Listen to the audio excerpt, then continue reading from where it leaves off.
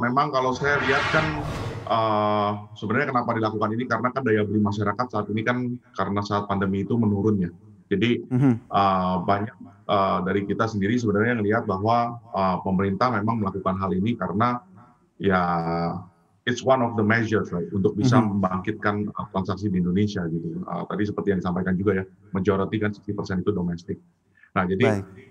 tapi kita lihat sendiri bahwa sebenarnya kalau bicara secara dampak, mmm, sekarang kan yang terkena nggak semua jenis mobil, itu satu Mhm, ya. Yang kedua, eee eee, orang juga ada yang lihat, oh ada yang memang tetap lebih suka membeli mobil baru atau juga ada yang tetap, lebih suka membeli mobil bekas gitu. Karena mobil bekas itu biasanya sangat unik ya. Kalau mobil baru itu kan, ya udah ini tipe ini ya tipe ini gitu. Tapi kalau mobil bekas ada yang kilometernya beda, ada yang ininya beda dan itu sangat unik gitu.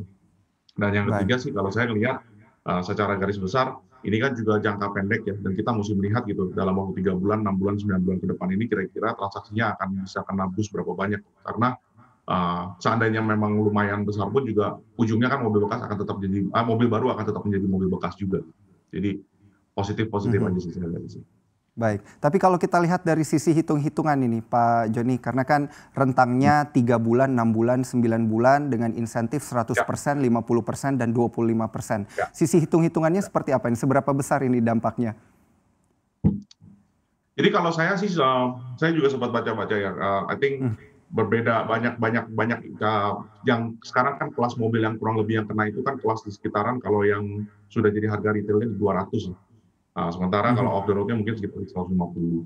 Jadi kalau tebakan saya itu dengan PPN BM-nya ini kalau 100% mungkin di kisaran antara 15 jutaan sampai 20 juta lah, selisihnya gitu yang bisa terjadi. Dan itu memang lumayan signifikan gitu. Tapi yang kita lihat kemarin sebenarnya bahwa, tetap banyak, kita juga melakukan satu survei ya kemarin, mhm, dari sisi ya used car industry gitu ya, bahwa banyak orang-orang yang memang tadinya pengen beli mobil pun juga meskipun dia pikir pengen mau beli mobil baru, dikarenakan ketidakpastian, kondisi sekarang gitu ya, jadi mereka masih bilang, "Oh, mungkin agak takut juga gitu, untuk berinvestasi di mobil baru, tetap maunya membeli mobil bekas juga," gitu. Dan, mhm. kembali lagi sebetulnya kalau kita lihat sekarang kan ini baru di awal tahun nih, Februari ya, itu mobil-mobil baru sebenarnya kalau nik-nik yang tahun 2020 itu kan juga diskonnya mungkin bisa lebih besar daripada si PPNBM itu sendiri gitu, Mhm. sebenarnya kan. Jadi, ya saya sih masih positif aja sih saya ngelihatnya sih.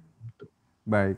Berarti ini kita masih butuh melihat dampaknya nanti seperti apa ya Pak Joni terkait dengan efeknya dan juga bagaimana hubungannya dengan daya beli masyarakat terhadap penjualan, otomotif. Tapi kalau kita lihat untuk target marketnya sendiri Pak Joni ini seperti apa? Apakah memang benar begitu penjualan mobil baru dan penjualan mobil bekas itu segmennya berbeda atau sebenarnya ada di pasar yang sama?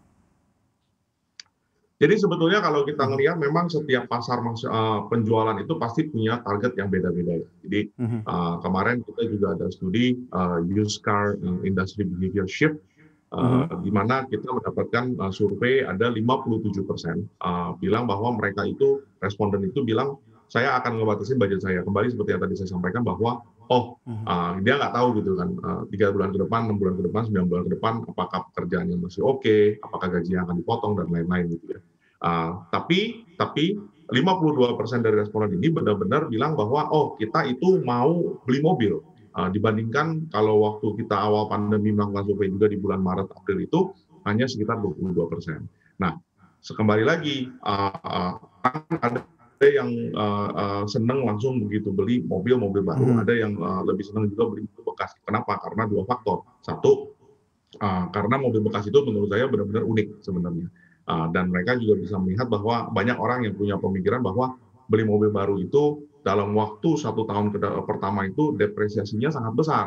Jadi meskipun, diskon yang tadi mungkin karena PPNBM itu terlihat cukup signifikan di awal, Mhm. sebenarnya mirip-mirip sama kayak diskon dari, NIK lama gitu ya. Jadi, nggak jauh-jauh amat gitu. Jangan lupa untuk install aplikasi CNBC Indonesia di App Store dan juga di Play Store untuk terus mengikuti informasi dan berita terkini terkait ekonomi dan juga bisnis.